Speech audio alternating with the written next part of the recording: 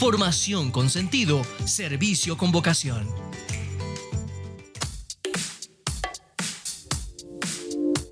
Diez de la mañana, 31 minutos, seguimos en Radio Penitenciaria de Colombia. A esta hora, como es de costumbre, por, digamos, las dinámicas de la cárcel, el programa Al Derecho.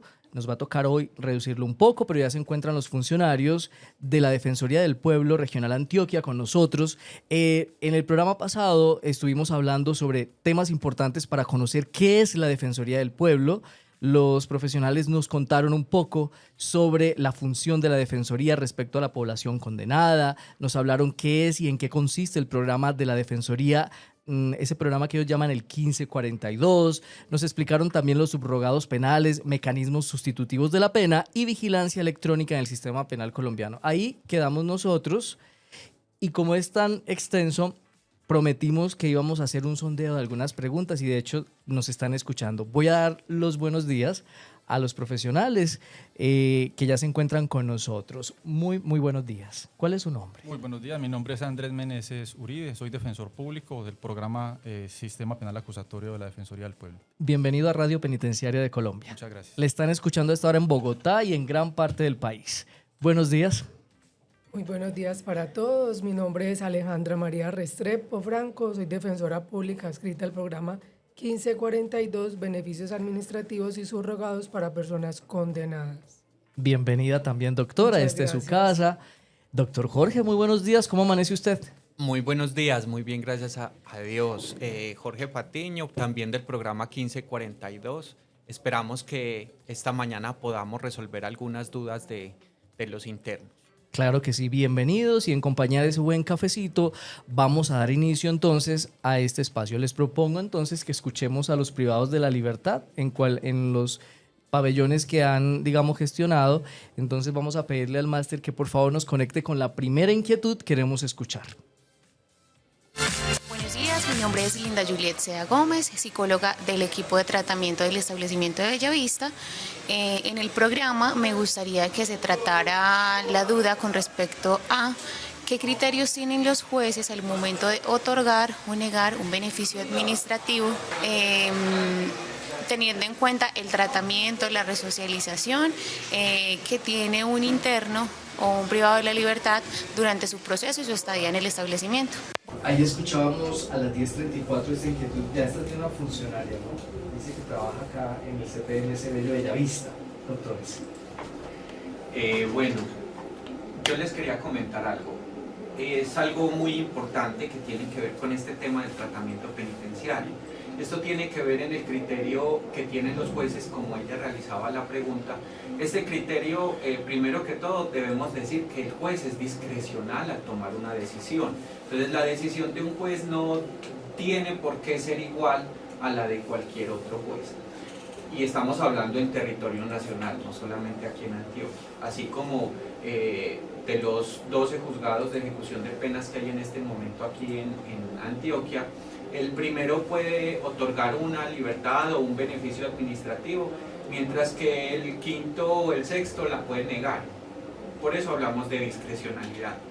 Respecto al tratamiento penitenciario, la norma establece que lo que ustedes o las personas que se encuentran detenidas en este momento están realizando aquí es específicamente un tratamiento penitenciario, donde se trata es de resocializar a la gente para que no continúe cometiendo los delitos o las acciones que iban en contra de la norma.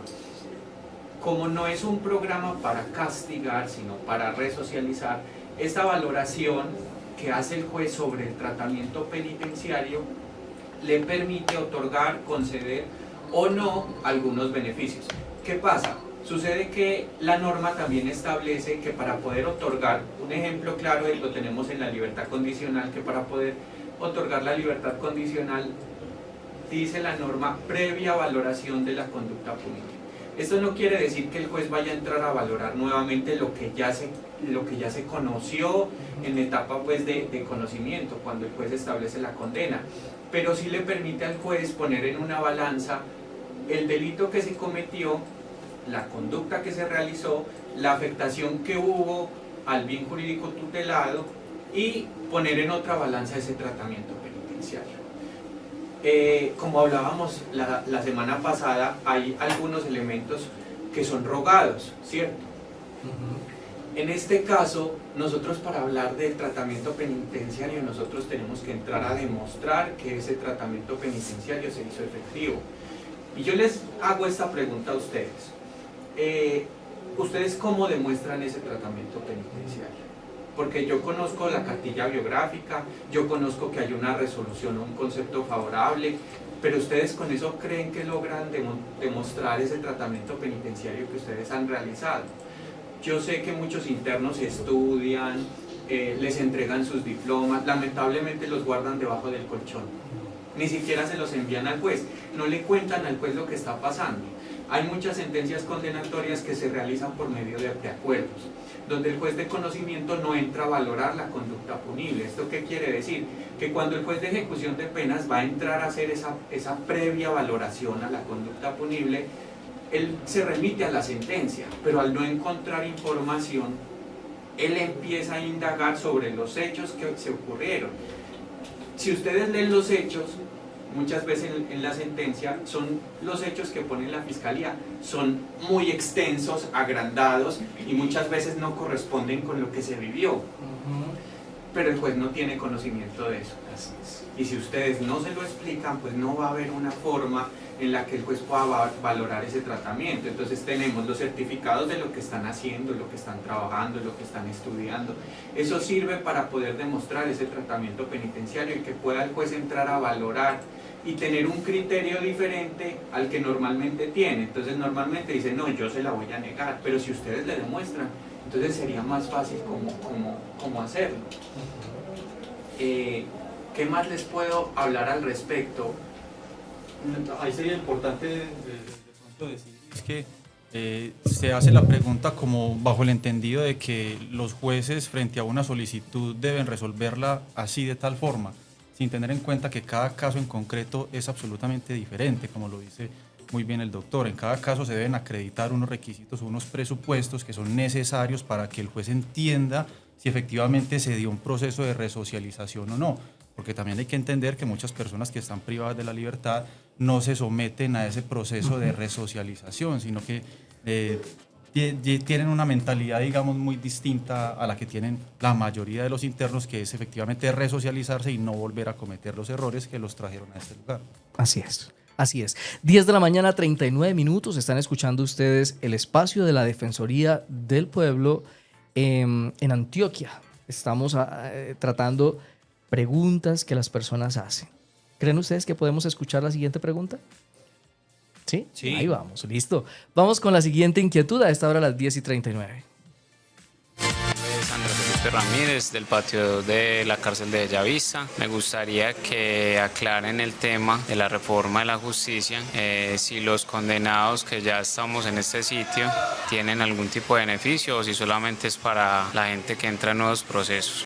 10 de la mañana, 39 minutos. A esta hora queremos, antes de dar respuesta a esta pregunta, saludar a la voz IMPEC que registra ya conectado todo el sistema de radio allá. Un saludo grandísimo a nuestros compañeros en la estructura número 1 y a los privados de la libertad y al cuerpo de custodia y vigilancia que escuchan este espacio. También Anserma Caldas están allí muy conectaditos. Santander de Quilichao, Santa Rosa de Osos, Jericó, Pamplona, Heliconias, Quibdó, Villavicencio, El Socorro, Caña y Bello y también Tunja están reportando sintonía a este espacio de la Defensoría del Pueblo.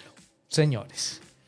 Bueno, respecto a eso, ¿yo qué les puedo decir? A ver, la pregunta, la verdad, no se la logra entender muy bien, pero vamos a entrar en eso. Primero dice que es una persona que se encuentra condenada y que qué tipo de beneficios se le pueden otorgar. Dentro de la Ley 65 del 93 se establecen muchos beneficios administrativos que se le pueden conceder a las personas privadas de la libertad. Dentro de esos beneficios administrativos tenemos, por ejemplo, permiso de 72 horas, creo que la mayoría de los internos lo conocen.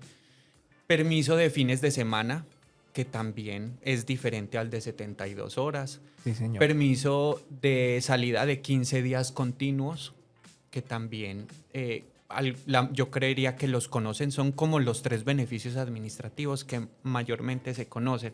pero hay unos beneficios que lamentablemente los internos desconocen o nunca los solicitan. Inclusive he hablado con muchos jueces respecto de esto. Es que si la libertad condicional es negada, que es uno de los requisitos para que se concedan algunos de estos beneficios, también pueden pedir si estudian muy bien la norma, si hacen un buen tratamiento penitenciario, si están en fase de confianza la mayoría.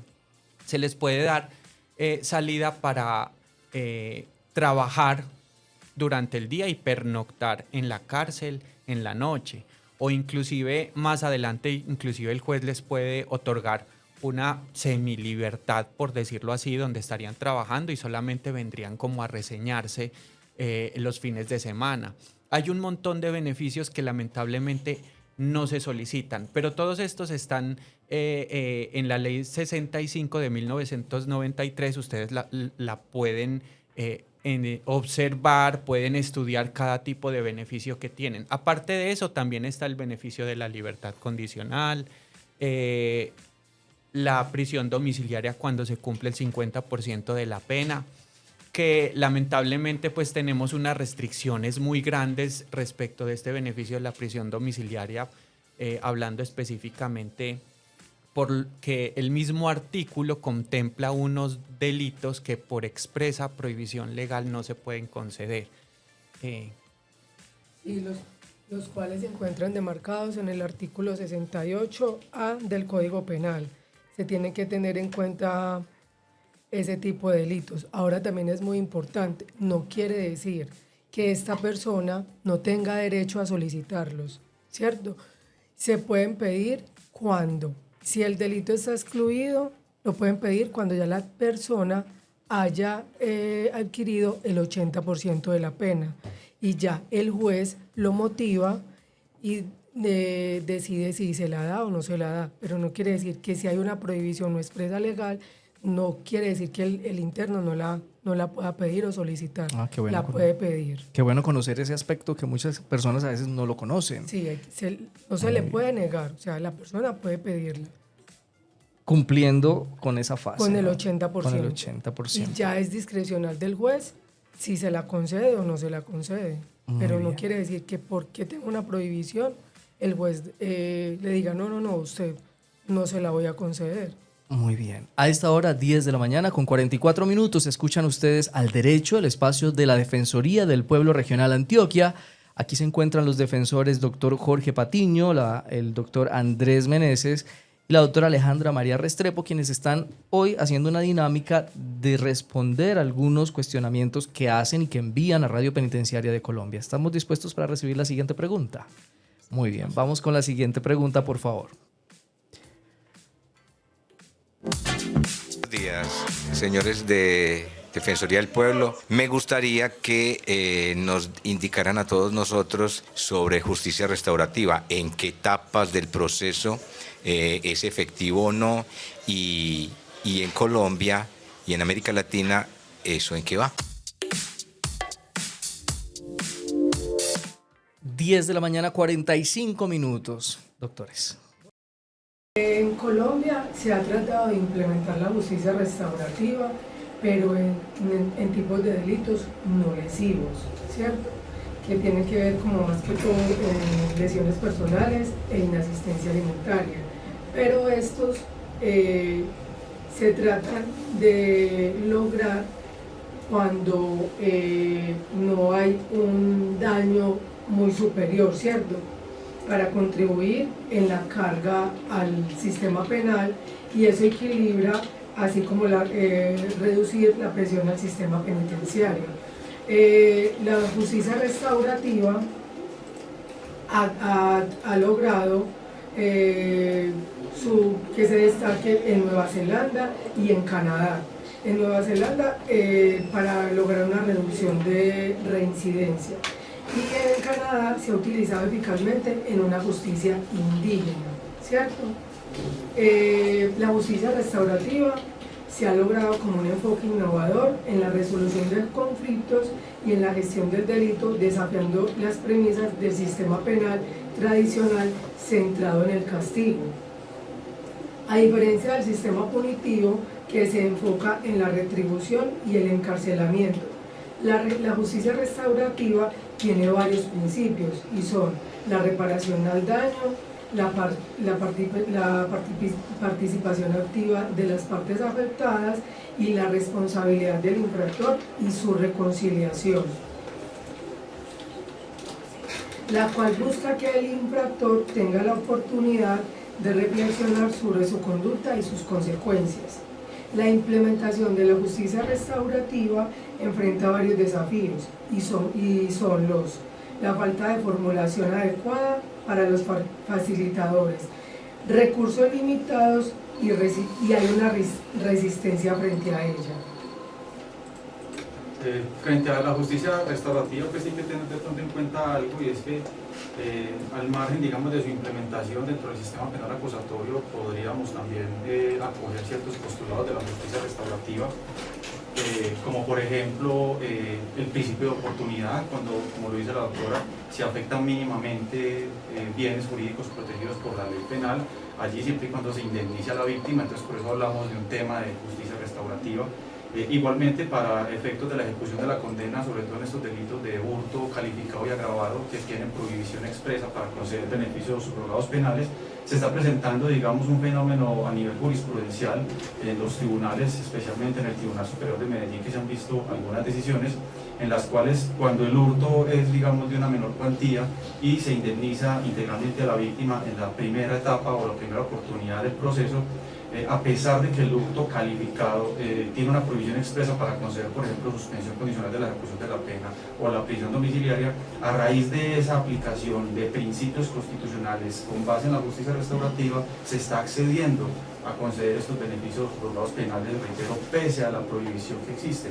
Y no es que los jueces o los tribunales estén cometiendo algún tipo de irregularidad, sino que echan mano, digamos, de principios constitucionales, de garantías fundamentales, y a partir de la interpretación de estos principios hacen como una ponderación de derechos y dicen, una persona está condenada a una pena de 6 meses, de 10 meses, ¿cómo la vamos a mandar para la cárcel? Pues no se hace, digamos, o no se justifica ese tratamiento penitenciario cuando esa persona ha mostrado ese arrepentimiento y ha indemnizado integralmente a la víctima.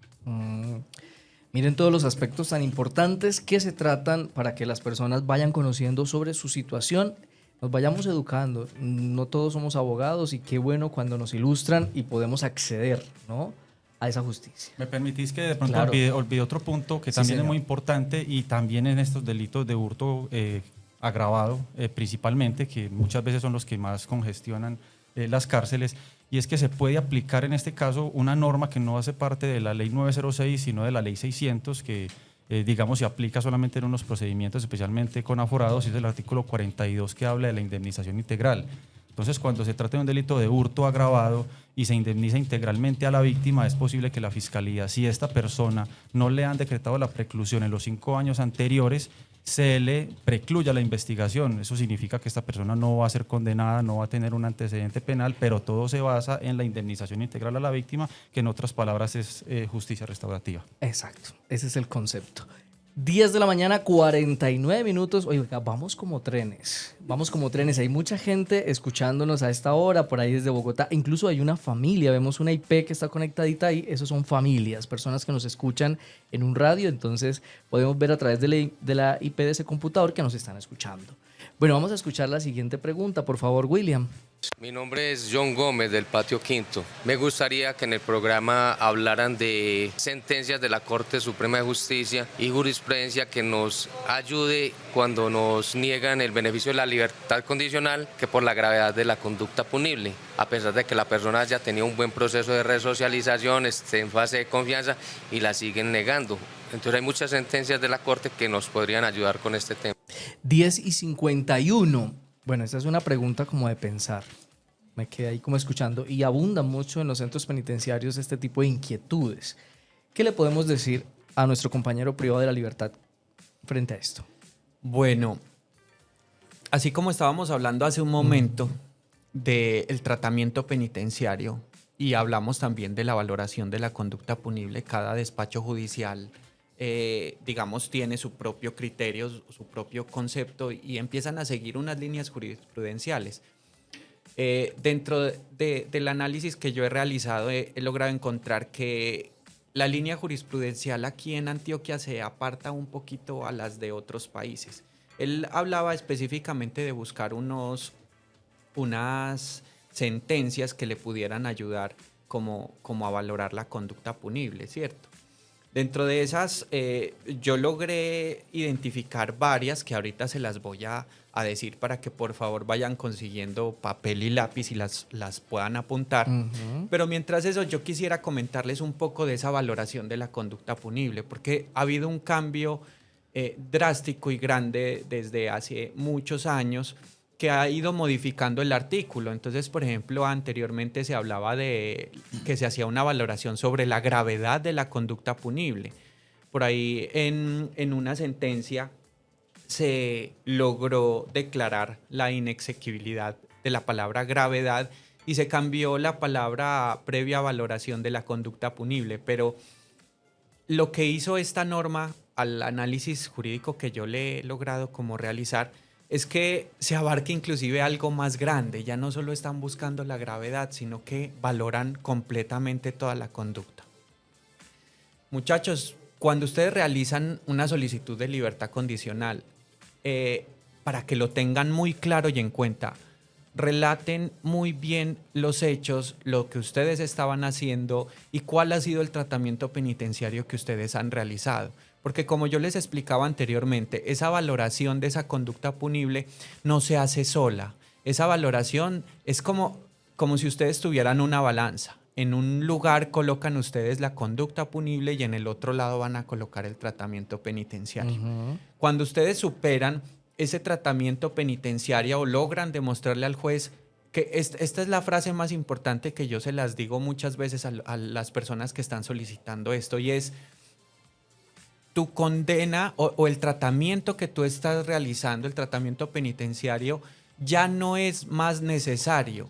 ¿Por qué? Porque es que tú ya, lograste entender que cometiste una falta. Dependiendo pues de la gravedad, tú ya la explicarás al juez y le dirás: no, yo realicé esto, me arrepiento, pero que se logre evidenciar que ese tratamiento penitenciario pesa más que la conducta que ustedes cometieron.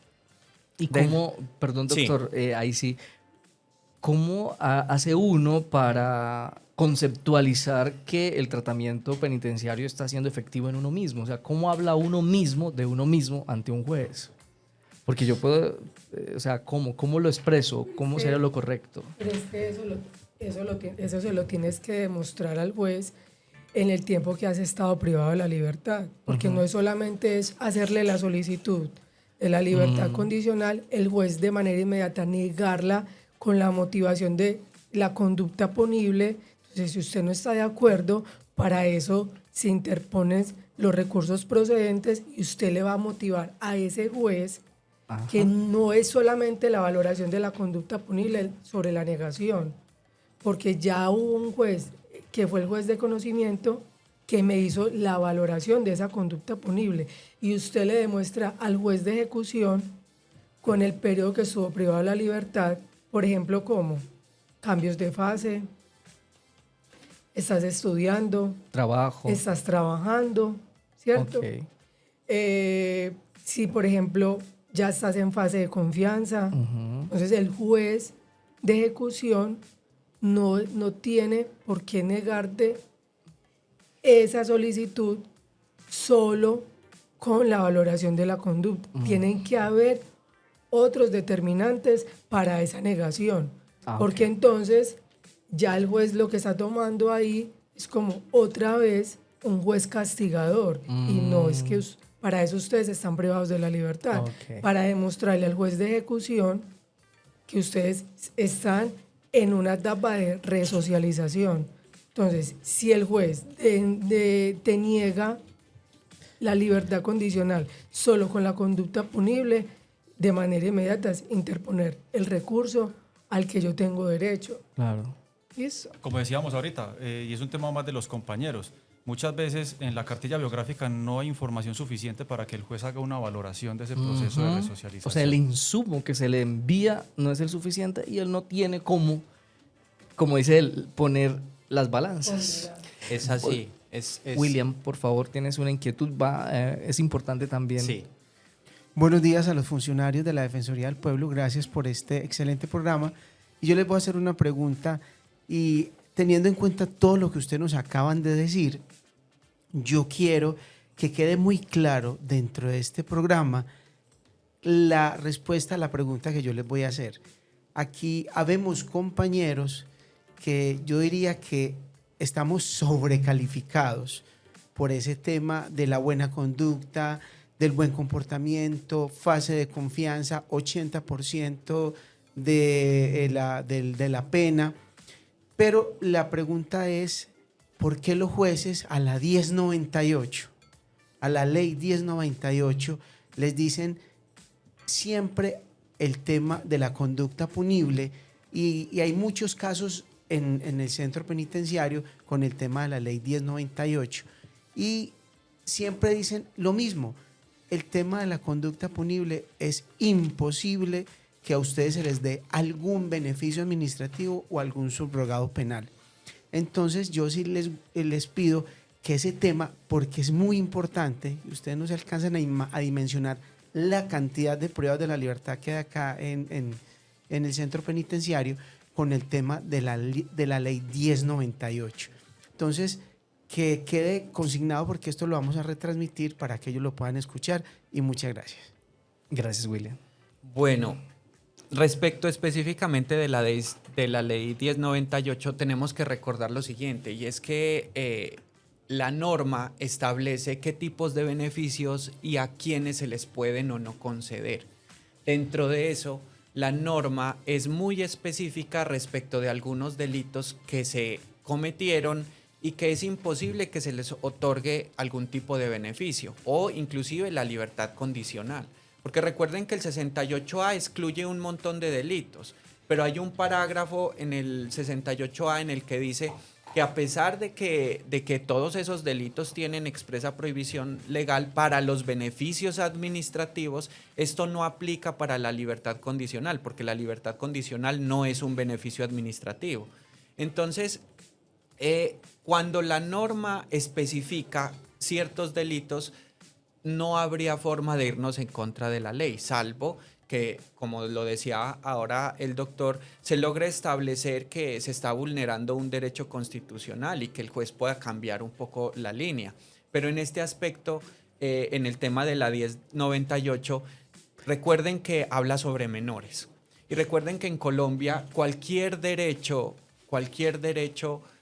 de un menor es superior a los demás. Entonces, por expresa prohibición legal, en el artículo, por ejemplo, 26 de la ley 1121 del 2006, se habla que dentro de estas prohibiciones se encuentra el delito de terrorismo, secuestro extorsivo, y en el artículo específicamente de la 1098, en el 199, se tipifica el delito de homicidio, secuestro y la libertad de integrar y formación sexuales cometidos a un menor.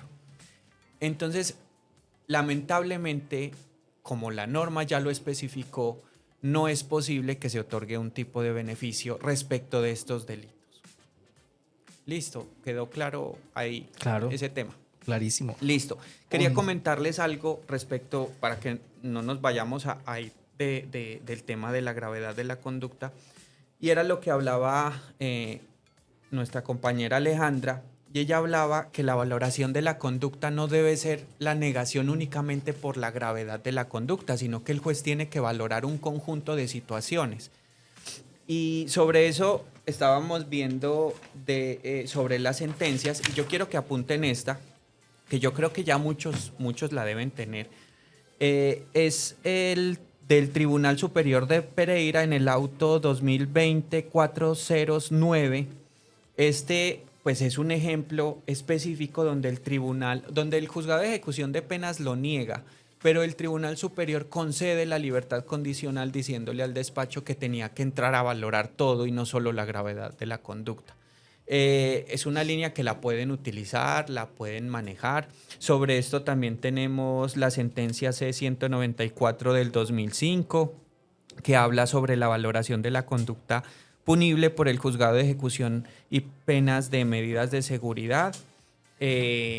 También tenemos la sentencia 757 del 2014, la C1510 del 2014, el auto STP 15806-2019, que habla que la gravedad no es suficiente por sí sola y hay una prohibición expresa, hace alusión a la lesividad y la refuerza la conducta en el que el principio no es razón de que la gravedad sea suficiente. Esto no es un impedimento absoluto sin una ley que lo prohíba. Entonces habla sobre que el juez tiene que entrar a valorar un conjunto de situaciones y ponerlas, como les mencionaba hace un tiempo, en la balanza. Muy bien. ¿Me permite, Sí, por señor, favor, claro. palabras? ¿Qué debería tener en cuenta entonces cada uno de los internos que esté en una de estas situaciones? Es primero hacer una buena solicitud al juez de ejecución de penas. ¿Qué es una buena solicitud? Teniendo en cuenta lo que hemos hablado. Hay que establecer o hay que cumplir con unos requisitos, unos presupuestos para que el juez pueda entrar a considerar si otorga o no el beneficio. No nos podemos quedar con la decisión del juez. El juez niega, dice, en base a la gravedad de la conducta o el análisis de la conducta punible, niego el subrogado. ¿Qué debe hacer el interno? Interponer el recurso frente a esa decisión. Si no interpone el recurso, pare de contar. Interpone el recurso. La segunda instancia confirma la negativa. Pero como ya tenemos una base, digamos, fáctica, jurídica, en donde el interno ha acreditado unos requisitos, podemos acudir a una acción que es la acción de tutela. No quiere decir que a través de la acción de tutela siempre vamos a obtener la libertad, pero por lo menos vamos a que un juez analice la situación. Yo le presenté esto al juez, el juez debió analizar esto y no lo hizo. Por favor, usted determine si el juez cumplió o no cumplió con lo que debía hacer o si me afectó a mis garantías o derechos fundamentales. Y es posible que a través de una acción de tutela el juez deba de una u otra forma analizar otros presupuestos que lo lleven a conceder el beneficio. Muy bien. Pero es muy importante ahí no irme primero a la instancia de la acción de tutela.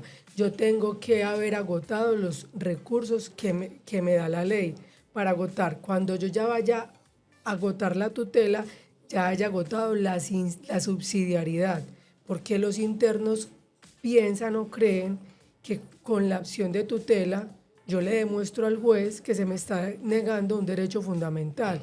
No, yo tengo que haber demostrado subsidiariedad, y al haber demostrado la subsidiariedad y el juez no haberme permitido agotar la subsidiariedad, ahí sí agotar la acción de tutela, sino que es que muchos nos vamos directo a la acción de tutela y por eso es que no se niega por improcedente, porque no agotó la subsidiariedad. Exactamente. 11 de la mañana, 5 minutos. Hemos llegado al final del espacio. Nos tomamos 5 minuticos, pero valió la pena tenerlo presente porque son temas muy rigurosos que hay que darles un manejo con tiempo. Doctor Jorge Patiño, mil gracias. Doctor Andrés Meneses, doctora Alejandra María Restrepo, gracias por la visita. Y como este no es el único espacio, esperamos de que el próximo espacio pues no tengamos ninguna logística penitenciaria que nos reste el tema. Así es, y con mucho gusto aquí estaremos para, con el mayor de los gustos, despejar dudas o que puedan también aprender sobre este tema penitenciario y los beneficios o las consecuciones, y aún inclusive para sindicados que puedan entender sus derechos. Sí, señor. Bueno, a esta hora, mil gracias, doctora. Vamos a despedirnos. No, es con mucho gusto. En lo que les podamos ayudar, siempre estaremos prestos para servirles. Yo siempre, mi criterio personal es que todos debemos saber de derecho, sí, para que no se nos vulneren de alguna otra manera, y nos estamos prestos a ayudarles siempre a los internos. Y al doctor Andrés, muchas gracias. Muchísimas gracias a ustedes por el espacio, y que los internos tengan en cuenta pues que desde la Defensoría siempre estamos prestos a garantizar sus derechos. Muchas veces se hace dificultoso, digámoslo así, desde el interior de sus establecimientos entender la labor del defensor público. Muchas veces se piensa que el defensor público o no hace o hace mal, pero muchas veces son precisamente estas decisiones judiciales que no nos permiten que se puedan acceder a esos beneficios que tienen estos internos. Muy bien. hay que recordar entonces la dirección de la Defensoría, ¿verdad? En Medellín, ¿no? Sí.